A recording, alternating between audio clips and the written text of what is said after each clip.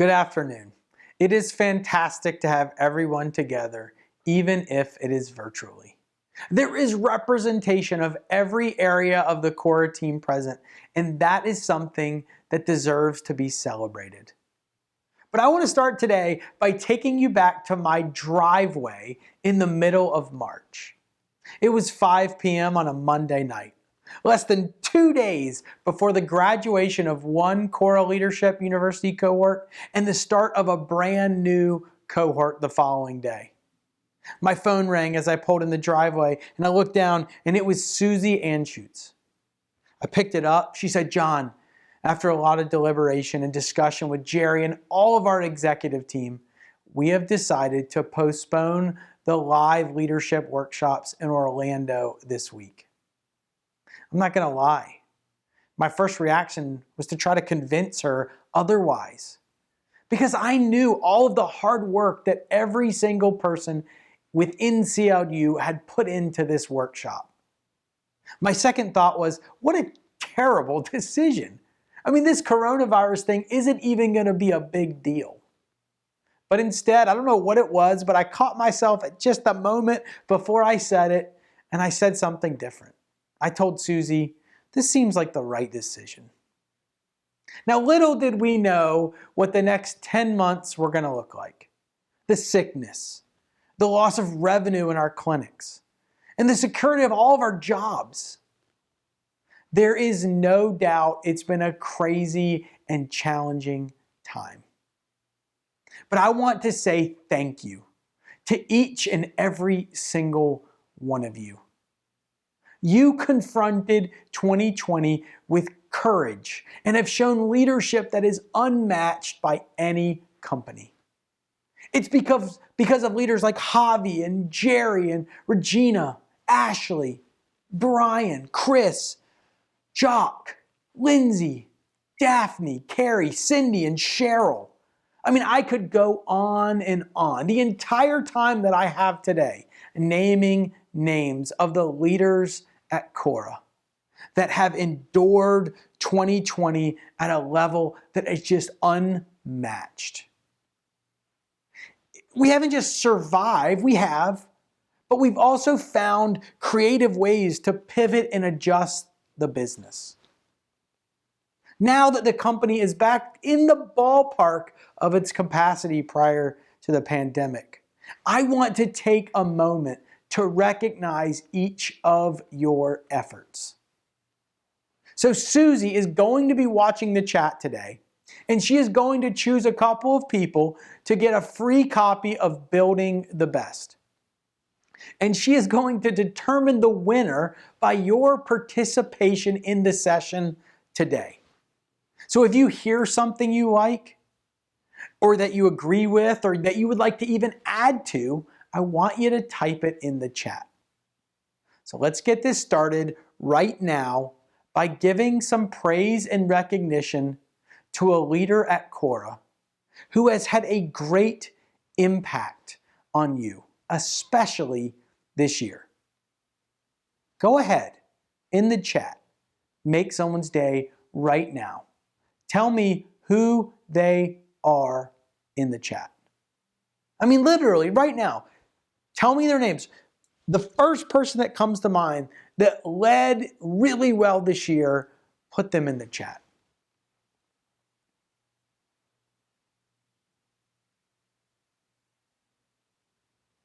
Awesome. I will be watching the chat to see those names keep coming in. Give some praise, give out some love. Right now, we need it more than ever. But as tough as this last year has been, it has actually given me a lot more confidence in the future of the CORA business. Because I know the work that you do every single day makes your patients' lives better and more comfortable. And that is not going away. But today, I'm going to spend some time talking about how leaders inspire others to achieve excellence. Because that's exactly what's going to be required in 2021 and beyond. So how do you explain when someone produces results that far exceed expectations? How do you explain when a team produces incredible outcomes year after year? Or when you see a new product or a service is created that literally lifts a company to new heights? I will go a step further, specifically at CORA. How do you explain when a clinic is underperforming and a new clinic manager is put into place, and 6 to 12 months later, it's thriving? Or when a region is struggling and a new regional manager gets in and it gets it on track within a year? Or when a telehealth offering is launched in a matter of weeks, where most places it would take months or even years? The answer is leadership. Note, I said leadership, not management. Because in all of those situations, just managing something or someone doesn't create those kinds of outcomes. And what I have come to realize in the last 10 years, studying the best leaders on the planet, is that while there isn't only one way to lead, all great leaders have 3 things in common. And all I have done is codify it. But before I share it with you today, I want you to know that why I originally observed these things that I'm about to share with you in national championship coaches and NFL head coaches and CEOs of some of the most successful companies in the world, I have also observed them in people that have the title of clinic manager, regional manager, physical therapist, or even a mom and a dad. Why is this important? Because the 3 things that I'm about to share with you are learned, they're discovered, they're chosen, and they are developed. Which means it's not only for the great leaders that I've learned them from, but it's also for people like you and me. It's for the people that desire great impact and positive outcomes for themselves and the people around them. Now, on a sheet of paper or in your Evernote app or wherever you take notes, I want you to write down or type these 3 things that I'm about to tell you. The first, inspired people. The second, relentless pursuit. The third, achieve excellence. Every single leader, regardless of industry, not only gets these 3 things, but they get them in the right order. Here's what I want you to remember today, more than anything. Inspired leaders are in relentless pursuit to achieve excellence. Let me explain what these mean one by one. Inspired people. An inspired leader is someone with the urge or the ability to do or feel something that goes beyond money. Money is the outcome. Inspired people have the urge to do something they care deeply about beyond just the benefit of money. Take Dabo Swinney, for example. And if you aren't a sports fan or you're unfamiliar with Dabo's story, he grew up in a poor family with few contacts, resources, or money at all. It was so rough at one point in college, his mom lived with him in his dorm at the University of Alabama. And through all of this, though, he had a big dream about his life and the kind of impact he wanted to have on other people. After a short stint coaching at Alabama, and then going into insurance, and then coming back to college football coaching, he took a job at Clemson University. And in 2008, when Clemson fired their head coach, Tommy Bowden, instead of hiring a big-name coach with major credentials, they turned to a young wide receivers coach named Dabo Swinney. In more than a decade, Sweeney has transformed the program from below average to the standard in the sport. They have won multiple national championships. They've had 10 straight seasons of 10 wins or more. And they've had 6 consecutive college football playoff appearances. But it's not the sports or the records that are important. I'm going to take you back to an interview that he did in 2018 after winning his second national championship. I want you to watch what he says to the board members of the university right before he was hired in 2008. At my very first board meeting, I've said this many times, I walk in this room, I don't know any of these people, and they all got suits on, and it was very stuffy, and I'm like, this ain't going to go well. And one of the guys says, Coach, we just want to be a program like Michigan and Florida and Georgia, a team that's really good academic.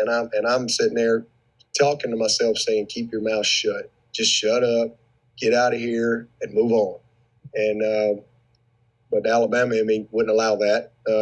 So I kind of cut the guy off, and I just said, I don't mean this disrespectful. That's not my goal. My vision for Clemson is for all these other schools to want to be like Clemson. I want to build a model program, and I want to do it in a way that loves our players, serves our players, equips our players. I want to have some fun doing it, and if it don't work, hey, I can go do something else, and that's what we've done, and we've been intentional with that. And so 10 years later, our core values are exactly the same as they were back in 2009.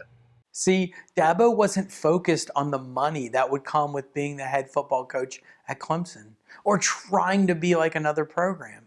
He was inspired to build a model program in a way that loves his players and serves his players and equips them to be successful the rest of their lives.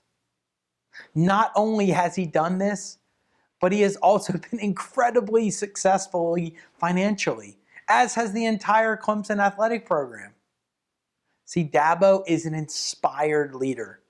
And that word, inspire, comes from the Latin word meaning to breathe life into. Great leaders start at the core with being inspired themselves in something beyond money, and then they go pour that out into other people. But what's interesting about inspiration is that it's a lot like motivation. And as the great Zig Ziglar used to say, people often say that motivation doesn't last. Well, neither does bathing. That's why I recommend it daily. Inspiration doesn't always last. So it's imperative that when you don't feel inspired, you connect yourself to the deeper cause behind the work. To provide context on what this is, I want to turn your attention to marathon running. So, just so we're clear, I'm not a big fan of long distance running. I'm certainly not a distance of medium distance running. And I'm even not a big fan of short distance running for that matter. But my wife loves it. And I've learned a lot about the running culture than I care to admit. However, what I have learned is that when most people run their first marathon, they go along pretty well for the first 10 or 15 or even 20 miles. Then they hit a wall, both mentally and physically. And the first thing they ask themselves as this wall hits them is this: I think I am going to throw up. No, I'm kidding. That was my ADD mind thinking about what I would say if I was running. What these runners and marathon runners really say is, I don't know if I can finish. But then the real question comes up not too far after that. Why does it matter if I finish? See, if a runner isn't connected to a deeper cause, they will give up. Or they'll just settle for what they've currently accomplished, which would be at roughly mile 18, because that's where most people give up in a marathon. But regardless of how long you have been in your career at CORA or how much success you have had, it's imperative to reconnect yourself to the deeper cause behind why you do what you do. And what I have found is that we are most inspired by our impact on other people. We'll work harder and longer and better and more effectively, and we'll feel happier about the work we are doing when we know that someone else is benefiting from our efforts. And since you can't give what you don't have yourself, you won't be able to inspire others without being inspired first yourself. So I want you to think back. When you made the decision to join CORA Physical Therapy, why did you do it? Why do you truly care about the work you or your team is doing?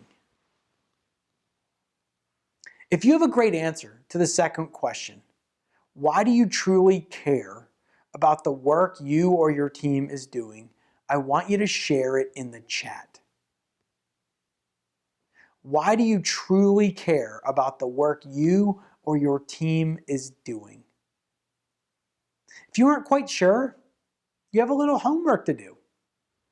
Because reconnecting yourself to the cause will make you a more inspired leader. Just to be clear, I'm not asking you to go do everything different.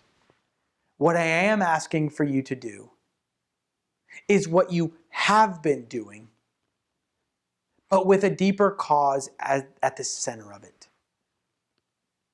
And if at any point this coming year you find yourself or your team mailing it in or just going through the proverbial motions, I want you to embrace the uncomfortable pause and reconnect yourself to the cause. You guys see what I did there? Now, before we move on to relentless pursuit, something just struck my mind. The code word is leadership. The code word is leadership. All right. Inspired leaders are in relentless pursuit to achieve excellence. Say it with me. Inspired leaders are in relentless pursuit to achieve excellence. So now, moving on to relentless pursuit. Inspiration and being connected to a deeper cause is great, but it doesn't do the work. Each leader takes that inspiration and a deeper cause and pours it into their work on a day in and day out basis. Have you ever noticed how so many inspired leaders are like the Energizer Bunny? They just can keep going and going and going, and it just never feels like they're tired. And it's not like they don't ever take a vacation or they just never sleep, because they do. But they are just in a relentless pursuit each day. And it takes me back to a story, one of my favorite stories from 1983. A 21-year-old man got out of his dad's car to get on a train going to New York City for his first big interview with the Xerox company. Right before he stepped onto the train, he turned and said, "Dad, I guarantee you I'm coming home tonight with an employee badge in my pocket." His dad responded, "You're a good guy, Bill, but don't put that pressure on yourself. Just do the best you can." On the train, Bill reviewed the Xerox annual report for the 5th time to ensure he was ready to talk about the company's current vision, which focused on the reinvention of Xerox and their new talent strategy called Total Quality Management. He convinced himself he could be a major catalyst in the reinvention of the company. But when he arrived at the hiring center, there were dozens and dozens of polished interviewees who appeared more experienced than he was. He got a little nervous. But finally, a woman called his name, and before he entered that room, he paused. And he thought about his humble beginnings growing up on Long Island and the excitement that he had felt on that train reading the Xerox annual report and how much he believed that he could make a difference. He got refocused. He stepped into the interview room. And the next hour and a half was a blur. Bill spoke about his entrepreneurial background, his passion for the Xerox business, and how much he wanted to play a major part in the future vision at the company. As the interview was wrapping up, the hiring manager said, "Bill, it was just great discussion. Thank you very much for coming down. Our human resource department will be in touch with you in a couple of weeks." And while most people would have been happy with the response, Bill wasn't satisfied. He looked at the man. He said, "Sir, I don't think you understand. I haven't broken a promise to my father in 21 years. And I guaranteed him that I was coming home from this interview with an employee badge in my pocket tonight." The hiring manager thought about it for a few seconds. And he said, "Bill, as long as you haven't committed any crimes, you're hired." As Bill walked out of the building, riding a wave of energy, he found the nearest payphone and he called his dad. And he said, "Dad, get out the champagne. I got the job." Bill's story, and for that matter, his career, demonstrates the power of a person or a team who is in relentless pursuit. Nothing was going to come in his way, not the preparation, not the work, or the competition. See, Bill McDermott went on to be one of the highest performing salespeople and a phenomenal sales manager at Xerox. But he didn't stop there. He eventually became the global software giant SAP's CEO and led their resurgence. And now he is doing the exact same thing as the CEO of ServiceNow. What's been interesting in getting to know Bill and so many other inspired leaders is that they attack each day with this relentless pursuit. There is constant action and execution. They don't just talk about it, they act on it. Having had the opportunity to meet so many of you and learn more about the CORA culture, the relentless pursuit and work ethic is rarely the problem. It's a problem that I think best is depicted by pool balls. See? It's easy to relentlessly pursue one thing, but when you add another pool ball, it gets a little bit more challenging to hold. Well, then if you add a third ball, starting to get a little bit harder. Then you add a fourth ball. Oh, and I'm really struggling. And guess what? By the way, I actually have a fifth ball that I need to hold. And then all of a sudden, we drop the balls. See, we don't often have a talent or a work ethic problem. We have a focus problem. This is actually something I've been hearing a lot through this pandemic. People feeling burned out and anxious and lacking some work-life balance. And while these are real concerns and deserve to be taken seriously, what I want you to commit to is to be where your feet are. Literally, write that down. Be where your feet are. If you're in a clinic, be in the clinic. If you're at home with your family, be at home with your family. Does it mean you can't work at home or open your computer late night? Absolutely not. But if you're going to work, work. Be focused on it. If you're going to play, play. If you're going to have dinner with your family, by all means, have dinner with your family. Now, I'm the first to admit this is challenging. Coming from the guy who had his own 8-year-old son look me right in the eyes, and he said to me, "Is your phone more important than me?" I mean, I know being where your feet is hard, but I also know it's attainable. Now, I've put into practice a simple saying that helps me when I'm struggling with multiple priorities at once. And you can use these words on your own relentless pursuit. They not only help you take back power, but they make other people feel connected to your cause. Here they are. Go ahead. Get ready to write them down because I know you're going to want to use them. I want to give you or this my undivided attention, but I can't because I'm in the middle of something. Can I get back to you in a half hour? See, as simple as this sounds, it is a powerful phrase to put into your repertoire, especially if you are going to be in relentless pursuit while being where your feet are. Here it is again. I want to make sure we get clear on it. I want to give you my undivided attention, but I can't because I'm in the middle of something. Can I get back to you in a half hour or however long you need to wrap up what you're currently focused on? How much better would you feel on the receiving end of this statement than meeting with someone whose attention is elsewhere? It's amazing. So remember, inspired leaders are in relentless pursuit to achieve excellence. But before we get there, before we get to achieve excellence, tell me in the chat yes if you're still with me. Go ahead, just write yes in the chat if you're still with me and ready to dive in head first into achieve excellence. Fantastic.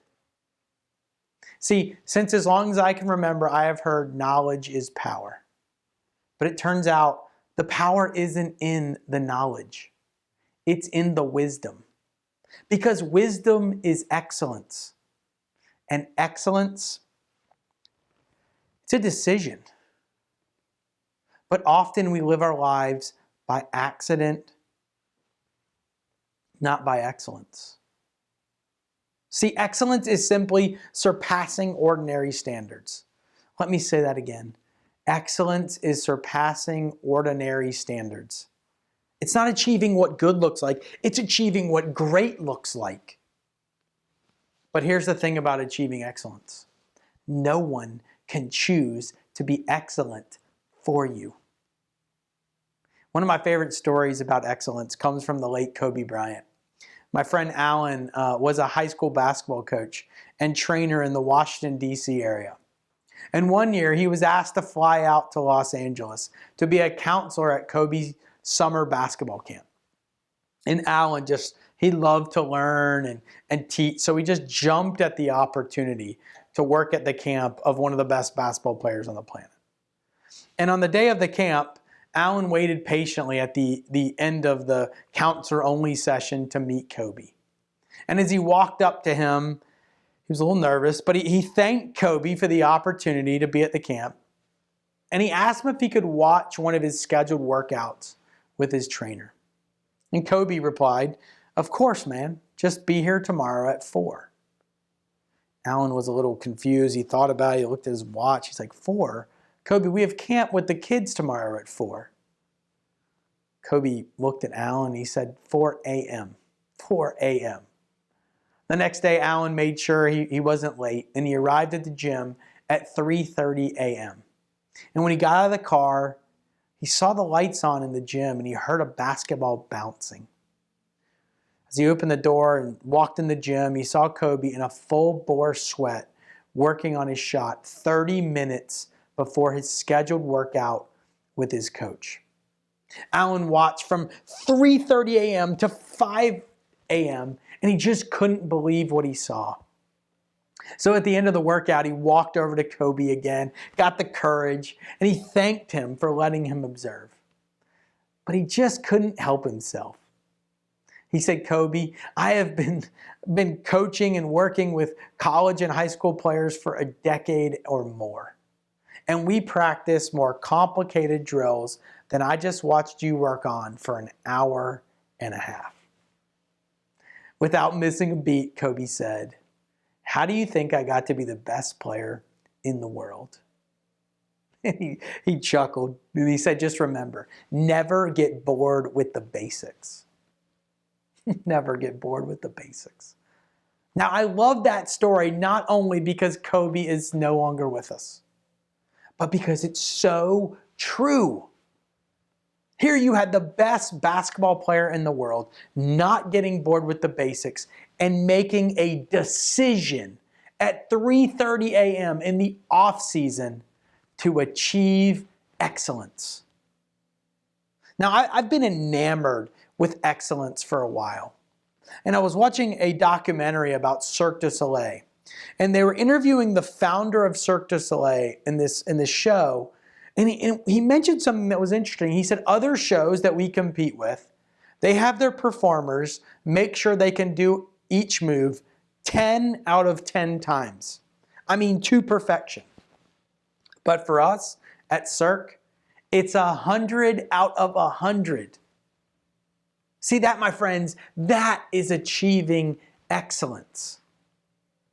But here is where most people get excellence wrong.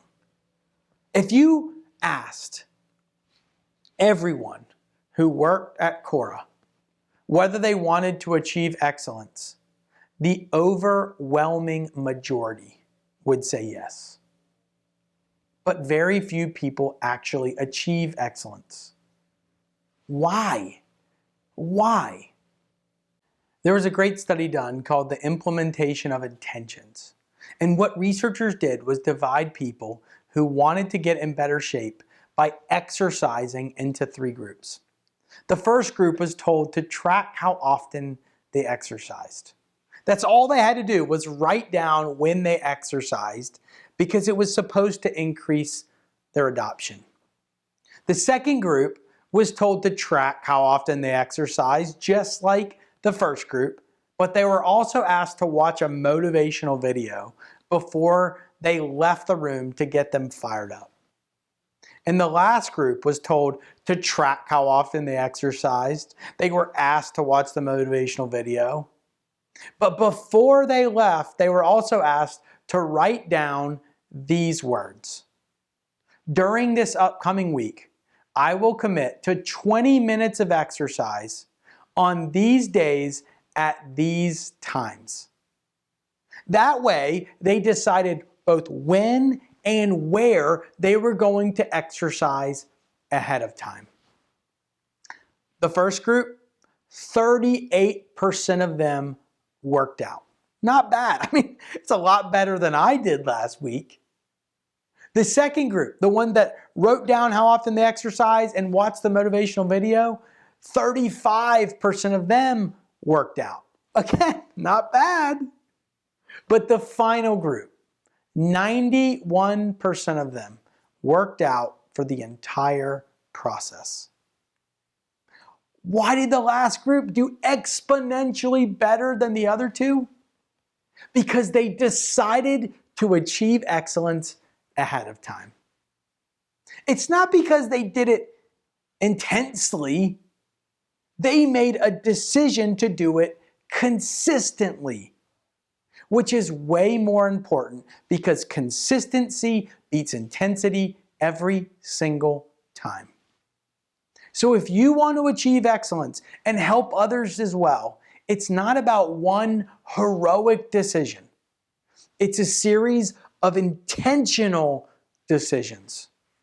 See, a good friend of mine was in a dark place.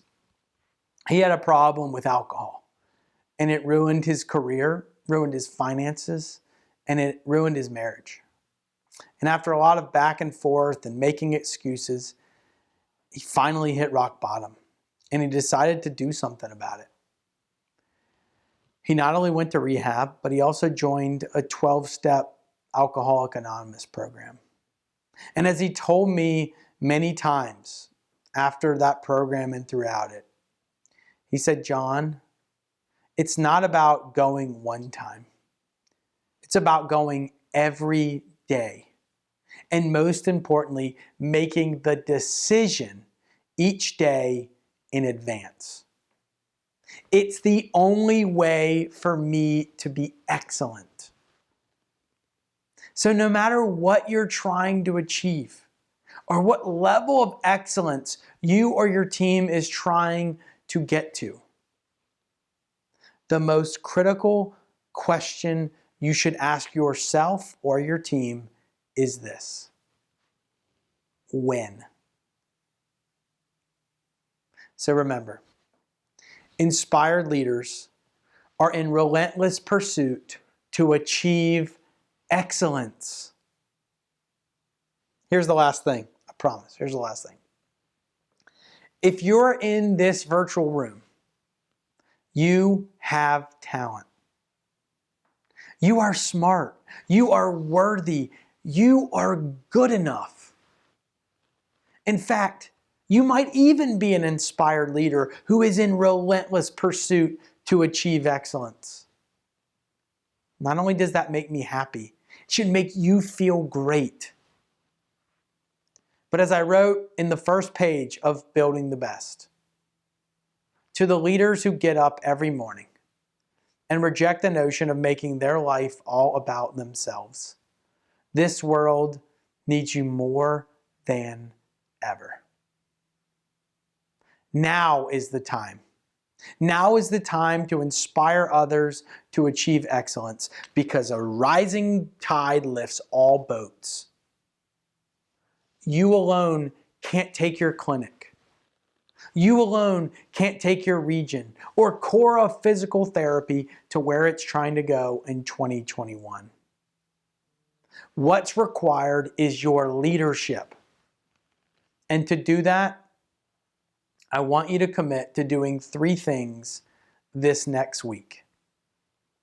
The first, inspire others by breathing life into them.